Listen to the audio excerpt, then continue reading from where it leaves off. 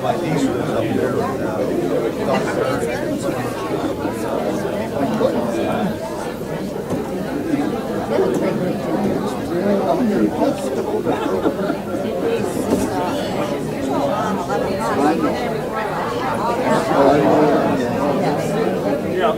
Yeah, I'm going to do that one.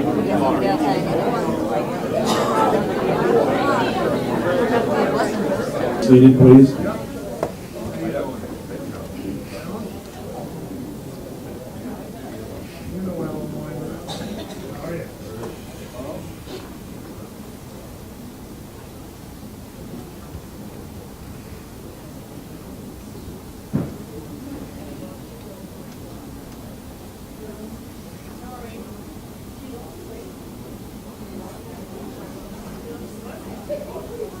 Morning, everybody, and welcome to our annual Veterans Day ceremony.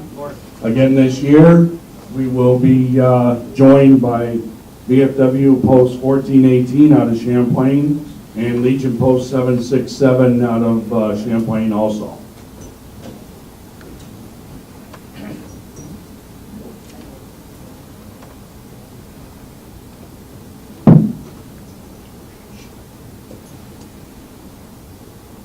Those who have served and those currently serving in the uniformed services of the United States are ever mindful that the sweetness of enduring peace always has been tainted by the bitterness of personal sacrifice.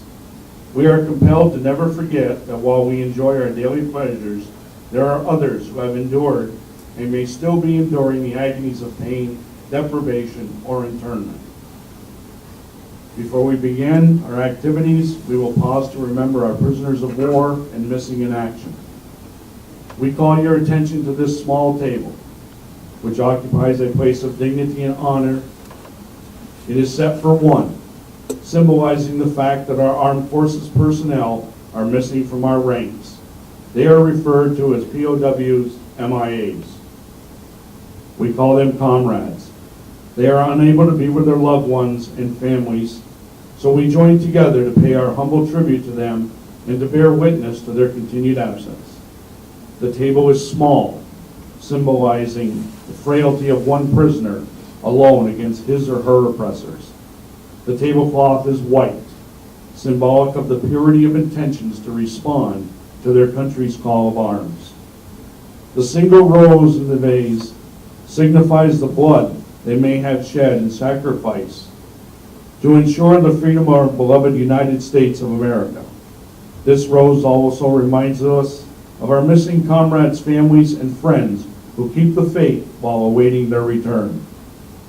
The red ribbon on the base represents the red ribbons worn on the lapels of thousands who demand, with unyielding determination, a proper account of all our comrades who are not among us. A slice of lemon on the plate reminds us of their bitter fate. The salt sprinkled on the plate reminds us of the countless fallen tears of families as they wait. The glass is inverted. They cannot toast with us at this time. The chair is empty. They are not here. The candle is the reminiscent of the light of hope, which lives in our hearts to illuminate their way home, away from their captors, into the open arms of a grateful nation. The American flag reminds us that many of them may never return and have paid the supreme sacrifice to ensure our freedom. Let us pray to the Supreme Commander that all of our comrades will soon be back within our ranks. Let us remember and never forget their sacrifice. May God forever watch over them and protect them and their families.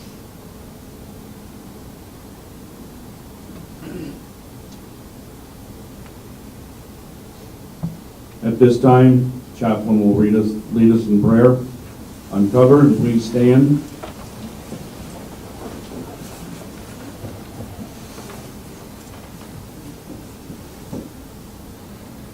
O God of hosts, we bow our heads in thankfulness for the victories thou hast granted us. To those people who have united with us to stamp out the evils of aggression, tolerance, and greed. We beseech thee to bring the blessing of our understanding to the families and friends in this and other lands of those who have given their lives, that men may be free. Grant, O God, that these closest to the fallen may mingle the pain of their losses with the light of sacrifice for civilization, sacrifice for a better world for this and other generations yet unborn.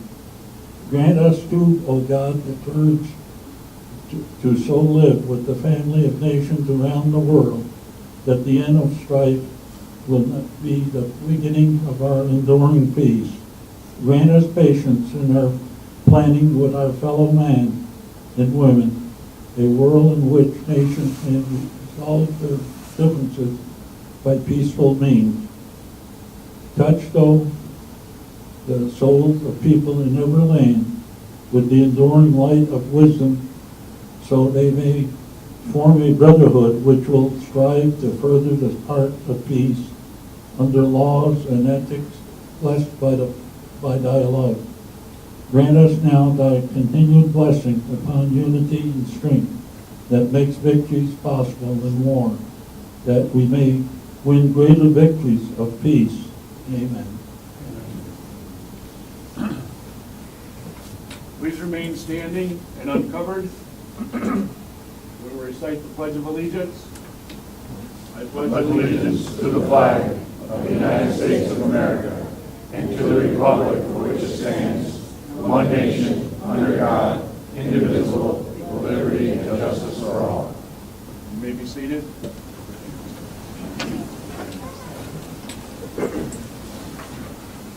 There are more seats up here available. If anybody from the back that's standing, there are more chairs up here.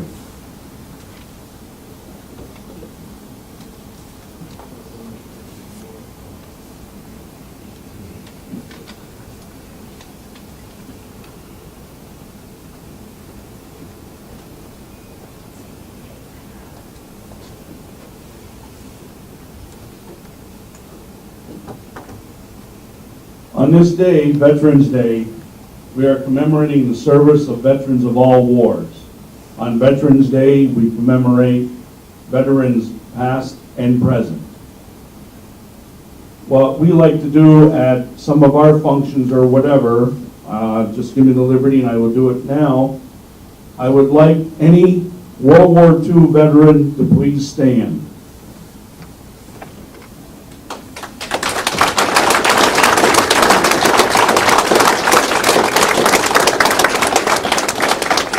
Thank you. Any Korean War veteran, please stand.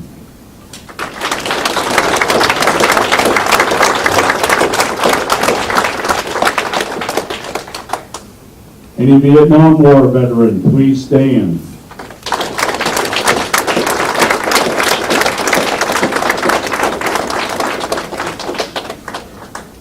Anybody from Grenada, Lebanon, Panama, Iraq, and Afghanistan, please stand.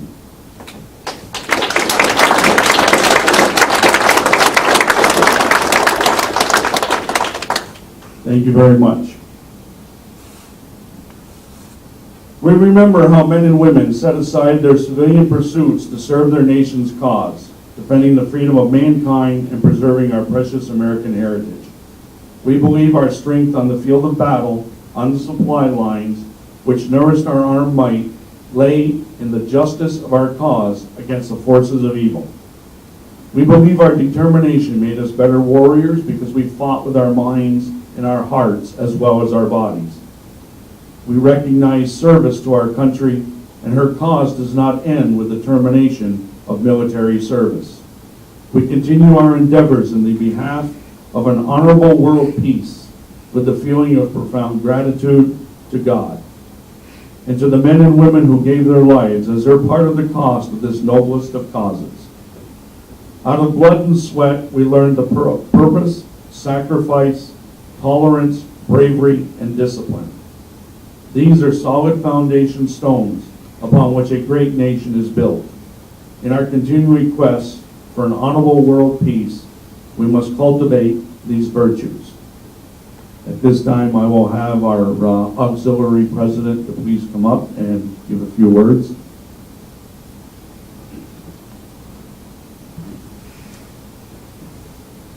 The waging of war involves more than just the combatants who fight to the death on the field of battle. The fighting forces begin at the fireside and in the hometowns. The repercussions of war's terrible brutality have chilled the heart and dimmed the hopes and dreams of many a loved one left behind on the home front. While the horrors of the battlefield may not have been our experience, we have lived with the terrifying loneliness created to answer an aggressor's challenge. In waging war, we have moved forward with a unity of purpose which made us strong, forgetting pettiness, egotism, and pride. Our hearts beat in tune with those in other nations fighting for freedom and the dignity and opportunity of mankind. In our constant quest for honorable world peace, there is need for unity of purpose if we truly are to move forward toward a brighter tomorrow. Thank you, and I apologize. This is Amber St. John, president of the Legion Auxiliary.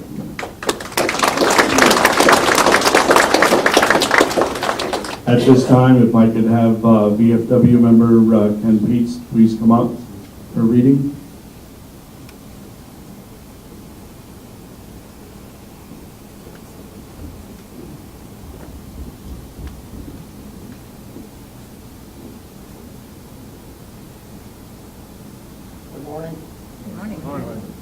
If there be glory in war, it is the almost incredible spirit which engenders.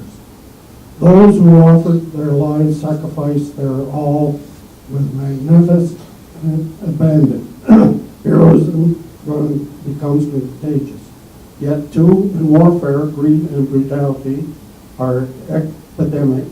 Too often, it is these letters which persist in peace that follows. Let us strive to see the same spirit of self-sacrifice is cultivated in peace as has been exhibited in war. It behoves us to rear new standards of success, to inspire youth in peace as youth was inspired in war. Public honor must be given where public honor is due, not through this manipulator of market, the seeker after profit, power, or position, or rather let us honor the heroes of science who alleviate human suffering and carry to the greatest heights the standards of civilization. Let us honor those in public service, seek not how much they may secure from the nation, but how much they can give. Let us honor those who devote their lives to the education, which will lead our children on to live and laugh and learn and love as we have only dreamed of doing. Let us honor those veterans who carry into ordinary affairs of life a noble idealism and sincere capacity of self-devotion. Let us translate the devotion of war into the devotion of peace. Let us will to live as well as die for our country. Semper Fi for all veterans and people. Thank you, Ken.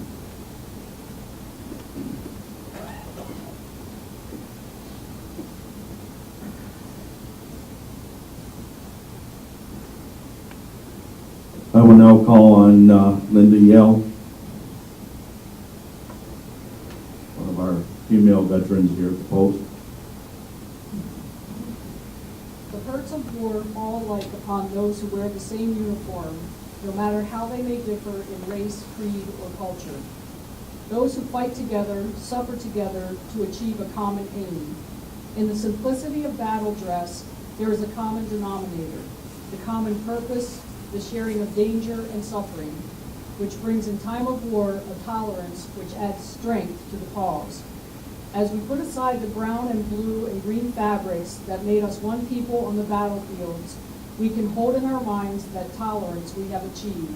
In tolerance, there is progress toward a better and happier world. Thank you, Linda.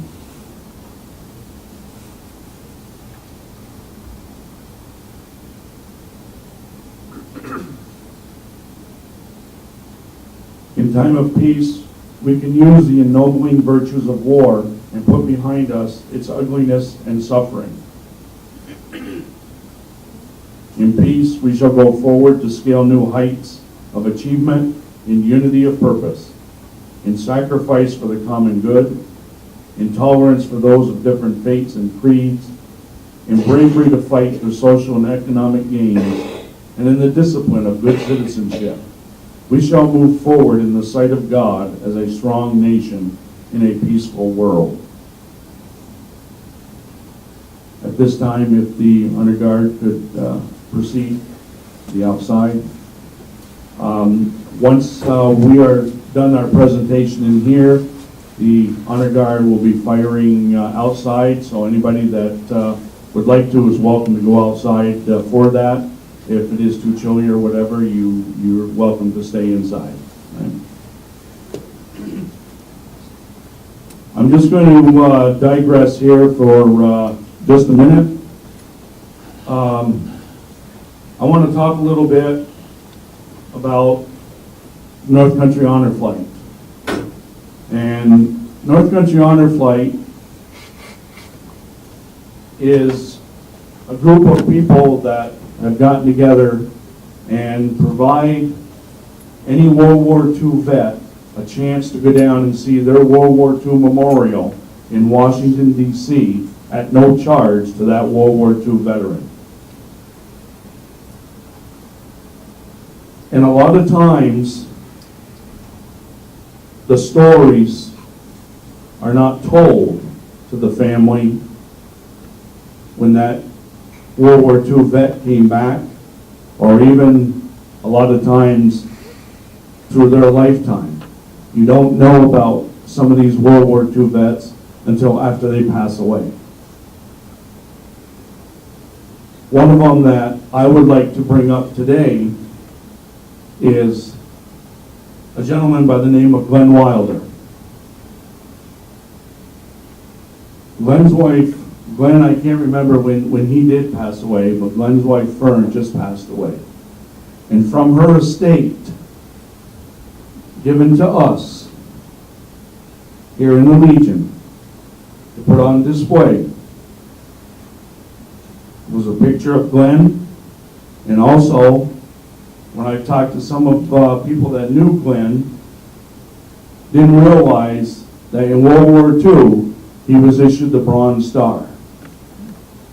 And that Bronze Star has been given to the Legion here to be put on display. Also, with that Bronze Star came the citation that was written up for that Bronze Star. And I would like to read that here now. Glenn was a member of the American Legion here.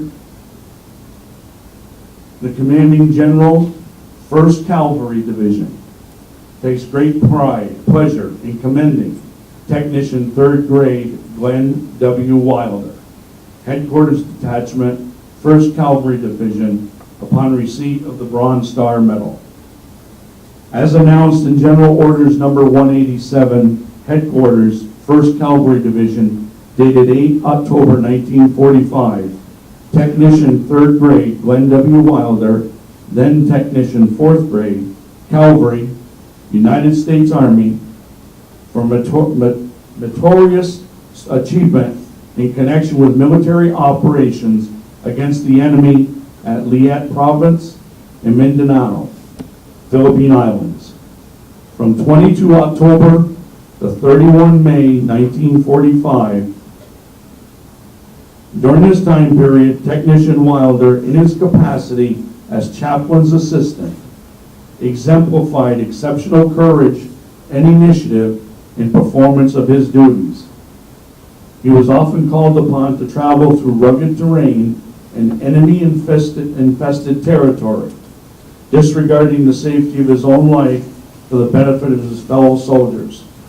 He aided in the identification and burial of the American dead, and recovered isolated bodies under the constant threat of enemy snipers. Technician Wilder's reassuring sincerity and infectious enthusiasm did much to promote and retain a high degree of morale among the fighting men. His initiative and devotion to duty, in total disregard of hours and adverse conditions, contributed greatly in the efficiency of the chaplain's office, thereby aiding immeasurably the successful completion of these campaigns. Signed by William C. Chase, Major General, U.S. Army Commanding. This is just another story of our World War II vets that a lot of people didn't realize. People that were next door to you. And this will be proudly put on display in our case.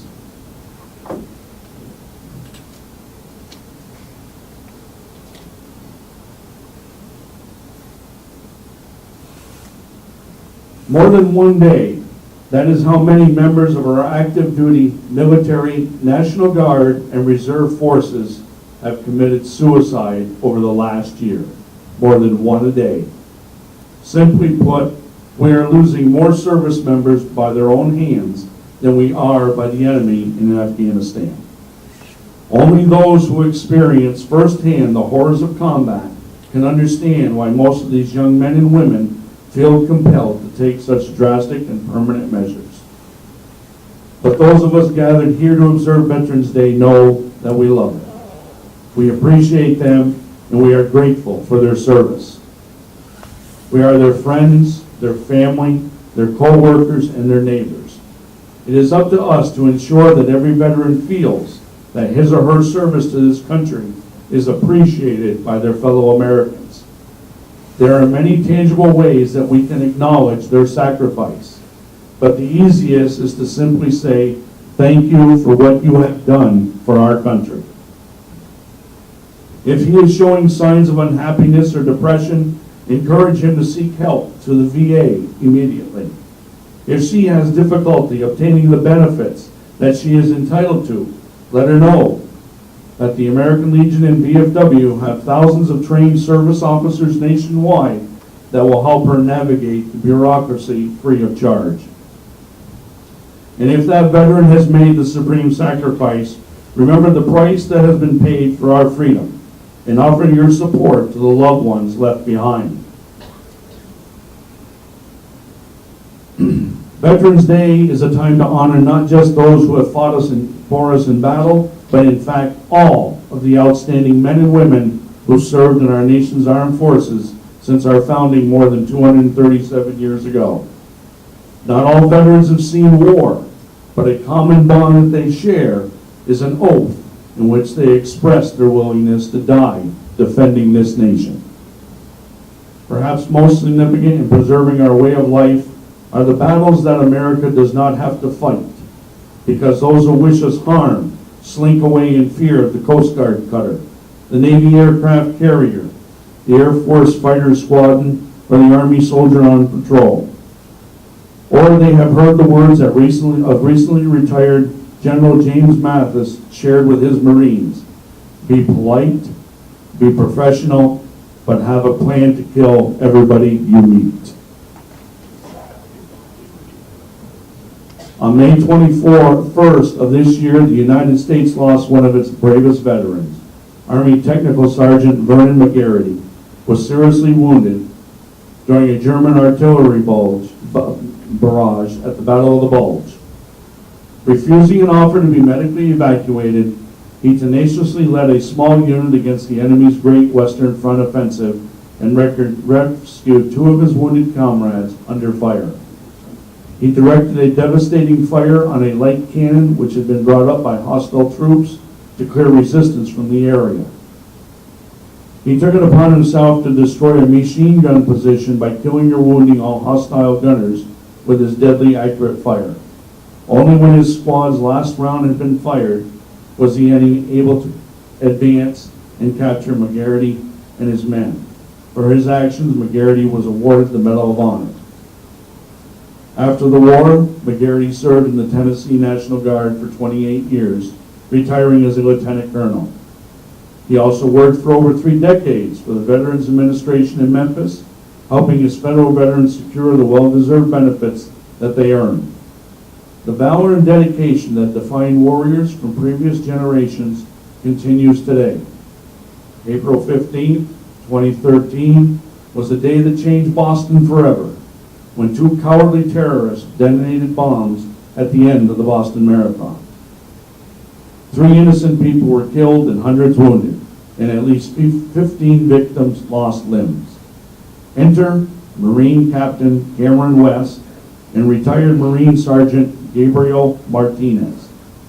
Both were among a group of wounded warriors who visited the Boston's medical center 6 days after the attack.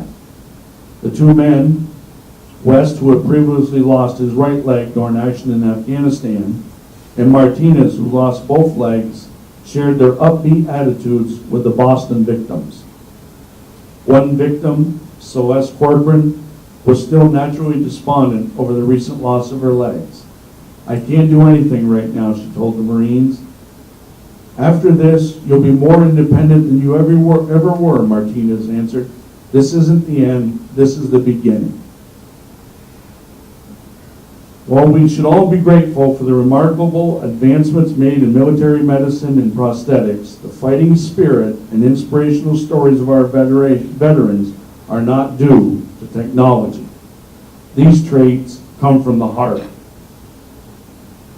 When then Governor Ronald Reagan introduced returning POW John McCain at a speaking engagement in 1974, the future president asked, "Where do we find such men?"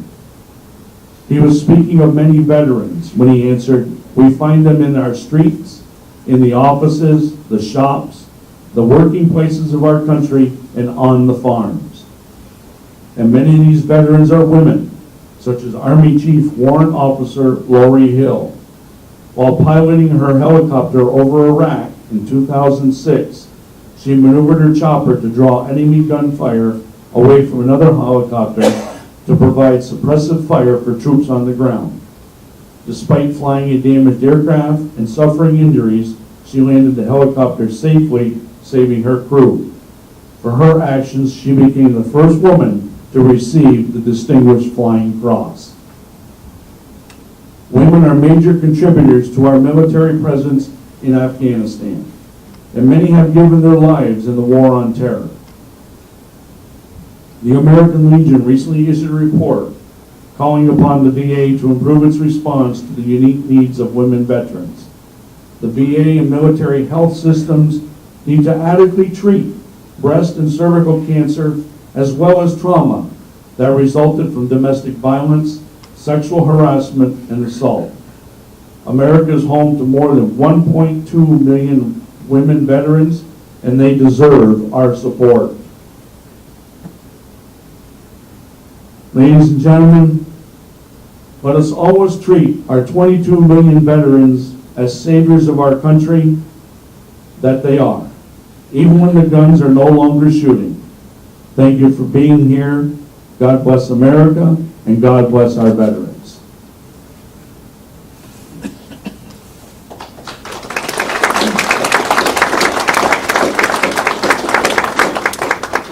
This will end our activity inside. We will have the firing of the volley outside. Again, for people that want to go out to witness that. After that, you're all invited back in here for soup and sandwiches. And I'll probably have a few little announcements to make at that time. Thank you. Honor our departed comrades.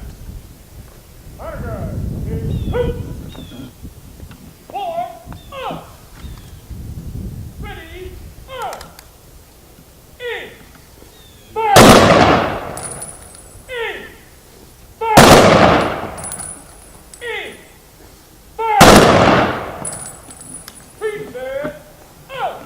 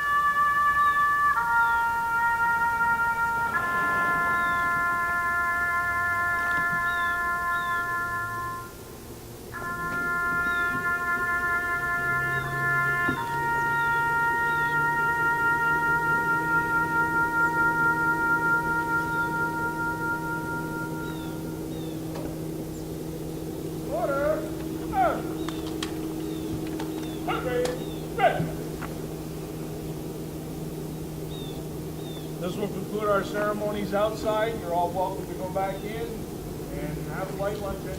You can use this door here, please. Follow.